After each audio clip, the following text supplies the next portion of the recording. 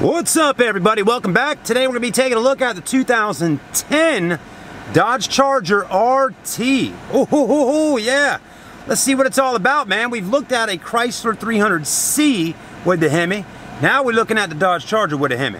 Let's see what it's all about, man. This vehicle is packing around 368 horsepower with a price tag of around $10,900. This might be a great steal of a deal for somebody out there looking to get an American sports car that's actually pretty good looking. Stay with us.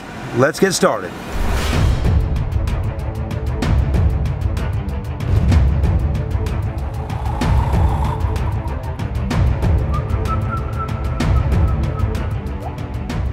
All right, everybody, so rear-wheel drive, of course, American sedan, of course, and it looks like the Dodge Charger is going to be outliving the Chrysler 300.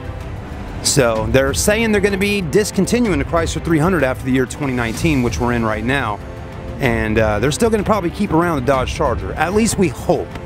You know, the days of four-door sedans are kind of phasing out in the American market.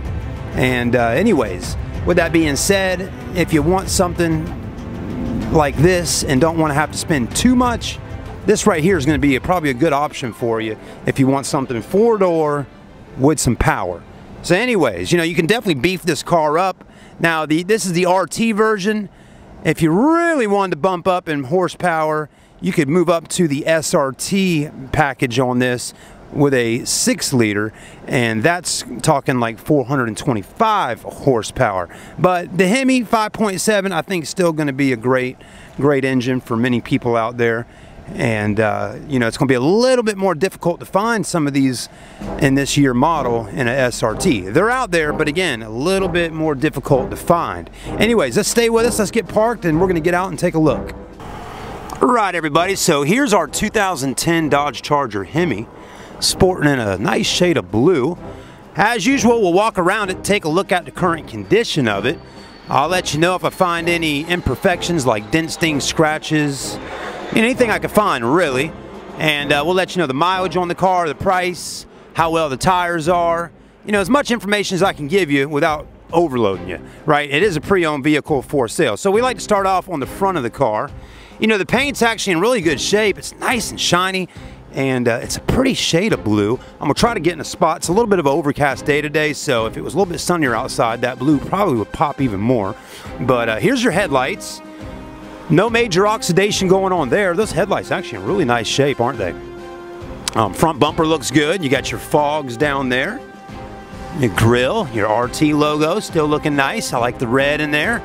And definitely can use a little wash, but hey, you know, that's pollen season in the summertime or springtime, and it gets all over the cars.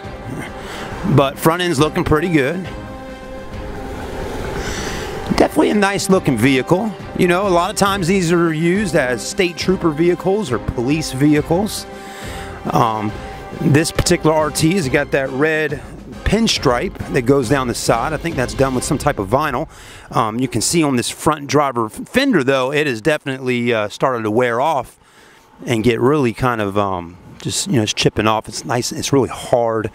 And so that's something that happens. You know, if you own one of these and it's starting to get a little bit older, you know, maybe try to get that redone at some point. I understand a lot of people don't get it redone because they don't know if you're going to keep the car, trade it in, and once you get rid of it, hey, that's up to the next person. But you can see, like, this red line here looks like it may have been redone over. It's just the heat here in Charleston, South Carolina, it bakes stuff like that onto the cars. I mean, I feel horrible for people that own cars that got vinyl wraps on them and then have to take them off. I mean, man, take them off, you know. It's probably a lot easier putting them on than taking them off.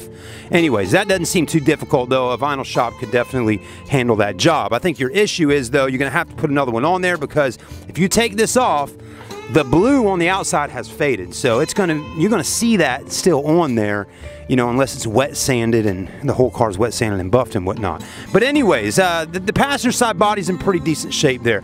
Now, one thing I just noticed I think is kind of interesting here is it looks like we're missing the side molding on the door. You got one here, and then right there, it's just poof, it's gone.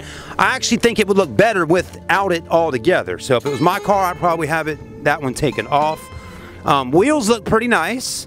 Got that 5-star chrome going on. You know, I always say you can't go wrong with a pair of 5 stars. So those are looking good. Rear wheel drive, back tires, got plenty of tread on there. Okay, they're a 245/45 ZR20. Who makes these tires? I'm trying to figure out right now. It says Strata 2 or something like that. Oh gosh. VERCELL, Vercel, something like that. Anyways, an off-brand tire, I would assume. Another interesting thing is it looks like it's painted red back here. You can't see it too well on the camera, but the inside of the rim in there is red. So little accents like that that Dodge possibly did on the car with an RT. Dual exhaust, it says Gibson on there, so it's not Borla, not Flowmaster, it's a Gibson exhaust. I don't really know a whole lot about Gibson exhaust systems, so if you know a little more about that company, feel free to get in the comment section and share some input. As a Gibson exhaust, pretty good. We'll definitely hear how it sounds today on the car. We'll rev it up a little bit. The passenger side body, still, I would say the car, dents and dings, not a whole lot of them. Haven't really seen a whole lot of scratches on it either.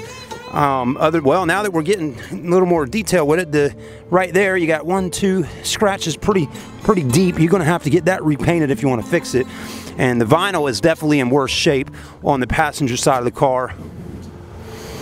You know, it's definitely cracking up pretty bad on this side of the vehicle. So this tells me whoever owned the car for many years parked their car in the sun on this side a lot more. It could definitely use some window tint. There's no window tint on it at all. I'd love to have the windows tinted, get that vinyl fixed, maybe drop it down with some springs, you know. Oh man, it'd be looking really good. And oh, one other thing I want to look at, I forgot. So that side doesn't have the body side molding on it. This side does. So what does that tell us, folks? That tells us that most likely now, I'm really thinking about it, and you can see it, the car was in an accident. This door got hit, and they did body work right here, and they just didn't put that body molding back on. So the body shop should have put the body molding back on, because that's you know, that's definitely a sore thumb, and definitely lets you know, hey, I've been in an accident. All right, so that's the outside. Let's take a look at the inside. So starting with the back seats, and again, folks, Dodge and Chrysler is big on putting a lot of hard plastic in their vehicles, okay? So, you know, a lot of hard plastic in here, which, you know, isn't in bad shape right now, but definitely tends to make squeaks and more sounds, and it starts cracking. But we haven't had that problem too much on this one yet. I haven't seen. The seats on the inside, you got leather with a suede insert on the middle there, okay? You got some red stitching right in there. Looks nice. Seats are actually in pretty decent shape in here. I'm happy to see that you got rear air vents in the back for the kids or friends or back passengers. That's nice. Rear armrest, is it a rear armrest or is it a rear cup rest? Pretty much rear cup rest. A little spot to rest your arm at there. Okay. Leg room's pretty good. Got your map tablet, iPad holders there on both seats. Not bad. And the headliner is in good shape. You got a sunroof as well. Let's move our way up to the front. Pretty solid vehicle. Not bad, you know. It is a Dodge. You know, a lot of people are like, man, I wouldn't buy a Dodge if anybody give one to me. You know, auto up down feature on both driver passenger side and the front. Power windows all the way around. Let's go ahead and put that one up. Keep the AC in the car. Okay. Driver's seat and passenger seat in the front. Bucket seats, got big side bolsters, kind of like a racing seat going on, right? Pretty decent shape though. It is power. Okay. Let's go ahead and sit down in here. All right, let's cut the flashers off for a moment. And it does have 136,000 miles. Let's go ahead and get a zoom in there. 136,492 on the miles. So mileage isn't too bad, you know. Could be less, but not too bad. At least it's not 150 or 200,000. Steering wheel's still holding up real nice. Leather feels good up here. Got some buttons here for multi-information display. More buttons here for radio, cruise control, wipers and blinkers over there. Horn, you know, automatic, heated seats. There's your screen. Sirius radio, auxiliary, USB, navigation. Let's cut the headlights off real quick. It'll brighten the screen up for us. There you go, just a little bit. There we go. Okay, and Of course, there's probably updates that could be done on this. You know, if you own this car, you know, you're most likely going to use this for your radio and all that. But hey, you might want to use it for navigation or your phone or whatnot, right? Who knows? Anyways, still, screen's in great shape there. It's not all faded or worn out or anything. Another nice thing I'm noticing here is all the buttons on the inside are in good shape. They're not all worn out. You can see everything pretty legible there, so that's good. There's your key, goes right in, okay? But this is all pretty nice. Again, a lot of plastic, but it's not beat up, it's not cracked, it's in good shape. Okay, holds a big cup. I'm happy to see that there's no rips or tears in the leather here on that armrest. But again, a lot of plastic. You're going to hear some squeaking going on sooner or later with this. And there's the passenger side, your glove box right there. There's your manuals. Got a little, some kind of cord in here and an iPhone hookup right there. Books and manuals still in the car, so that's nice to see. Hard plastic on the dash. You got a center mount speaker, sunglass holders. See how that's gotten just worn out and messed up over the years. Okay, you got that there, so that's looking pretty good. Sunroof here. Let's move up over here. Let's pop the hood and see how she sounds under there, and then we'll get out and take some pictures. So I mean, definitely a beautiful car. I mean, I really like that blue. I like the wheels. I mean, it's a nice looking vehicle, and it seems to be in pretty decent shape. Let's go ahead and pop the hood to the RT and see how the HEMI looks under there. Again, you're talking 300 and around 68 horsepower. That's a pretty good bit of power out of this. But man, oh man, when you bump up to the SRT8 vehicle, we're talking 425 to the rear wheels. My goodness gracious, it's a lot of power. Back in 2010, and when this vehicle came out, Americans were eating it up. They were getting great reviews with Motor Trend, the Chrysler 300. I mean, all these vehicles were really tearing it up here in the American marketplace. You know, finally Americans could buy a four-door sedan with a big old V8 under there. I mean, Chevy and Ford just weren't really offering it, and still really not so much today. So here's your HEMI engine under the hood, right? Now, a little dusty, right? It could use a little cleaning under here. Your battery is actually in the trunk of the car, so it's not under here. You'll notice that even on the Chrysler 300s, the batteries are in the trunks. I believe that keeps it a little bit cooler, and also it saves on some space under here, so they don't have to put a spot under here for the battery other than this little setup right here. 5.7 V8, got your HEMI logo there, running good. You know, someone added on an aftermarket intake right there with a massive air filter. I mean, look how big that thing is. Wow-wee. So anyways, pretty clean under here. You got your shocks holding your hood up. So that's all looking pretty nice. Not bad. So another thing we like to point out is some of the trunk space in the back of the Dodge Charger. It's got space back here. A lot of it, actually. The opening here, pretty wide, right? Not too bad there. But a lot of space in the trunk of this car, for sure. Like I said, the battery's right there. You got your spare right there. But, I mean, back seats fold down. A lot of room under here in the back. You can get all your luggage in, your golf stuff, sports stuff. You know, if your kids are in soccer and football, you got plenty of room to add all that in the back of the trunk on the Dodge Charger. So, a lot of space.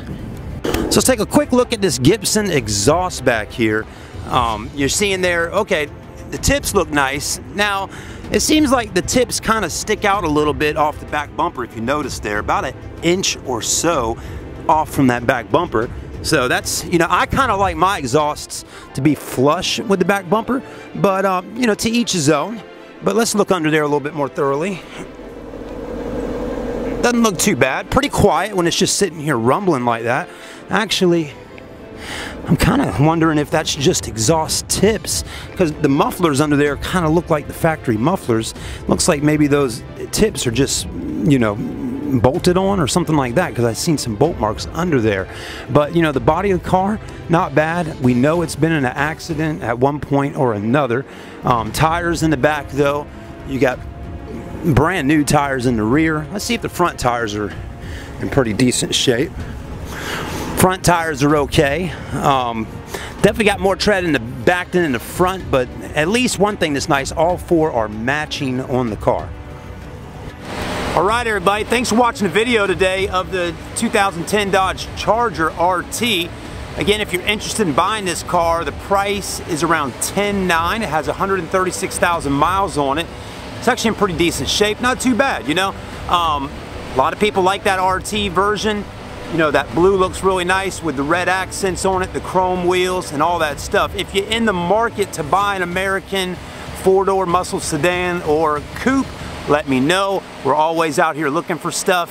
The dealership that we're filming at today does a great job of keeping up with the vehicles, making sure that they're in decent condition, that the engines are running well, that everything's in pretty decent shape on the car as they can get it. You know, they can't always bring it back to being a new vehicle, but they do the best they can to make sure that the car is, you know, in decent shape. Transmission, motor, oil changes, all that kind of stuff. Another thing, folks, too, if you live in Charleston, the dealership offers financing for their customers. So, you know, with some cash down, you could finance the vehicle in-house with the dealership. That is called buy here, pay here financing. So if your credit's not too good, if you don't have any credit, bad credit, something like that, the dealership can help you with financing. But just remember, you will need to probably put around $1,500 to $2,500 down for a car like this. You know, you may say to yourself, well, a lot of dealerships where I live at do advertising $500 or $1,000 down, and that's fine. But folks, when you put a little more money down on a car, that helps lower the payments. Remember, $1,000 down is about $20 off your payment every single month. So with that being said, you know, if you put $2,000 down, that takes $40 off. The dealership here wants to make sure your payments aren't super high. Also, another benefit of financing with this dealership here is that the payments are due just one time a month. A lot of used car dealerships now that offer buy here, pay here are often offering bi-weekly payments. You know, that's every 2 weeks. That's a lot to deal with sometimes, whether it's calling and paying the payment, going down to the dealership, something like that. Every 2 weeks, that's a bit quick for myself here, okay? So once a month, right here at this dealership is great. Put a little bit of cash down. That's taking a commitment from you. So, you know, you know you're financing the car when you put a lot more money down. What's the word for it? You are investing in the vehicle.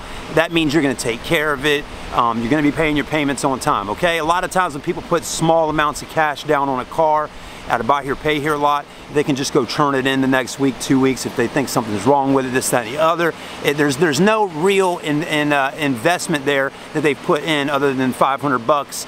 And you know, when you put more money down, you're going to lose a lot more money if you go and turn the car in a month or 2 months later or whatnot. So anyways, have a great day. Thanks for watching. Like, comment, and subscribe here on the channel on YouTube. We'd love to have you joining with us.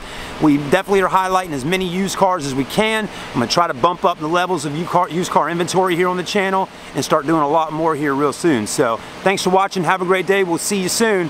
Have a good one.